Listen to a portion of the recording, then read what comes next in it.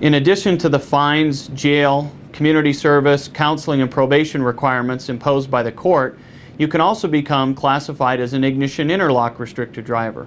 For those of you who are unfamiliar with an ignition interlock device, in essence it's a breath testing device that attaches to your car and will disallow you from starting your vehicle if you've consumed any amount of alcohol.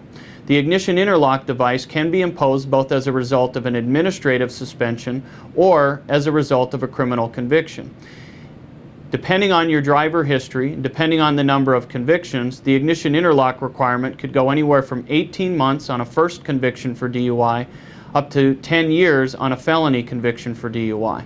An ignition interlock restricted driver cannot drive any vehicle that is not equipped with an ignition interlock device. What this means is that during that restricted period, you can't drive a car that doesn't have the device on it.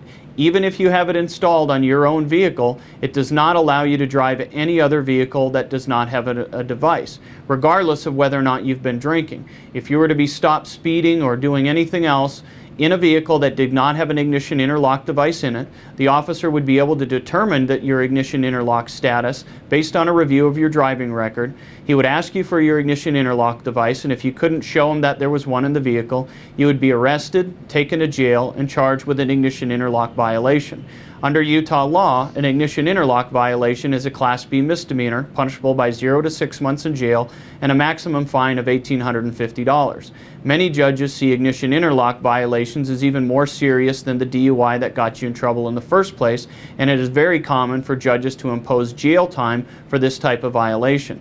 In addition, if you are convicted of an ignition interlock violation, you will be subject to an automatic 1-year suspension of your driving privileges and 3 more years on the ignition interlock device.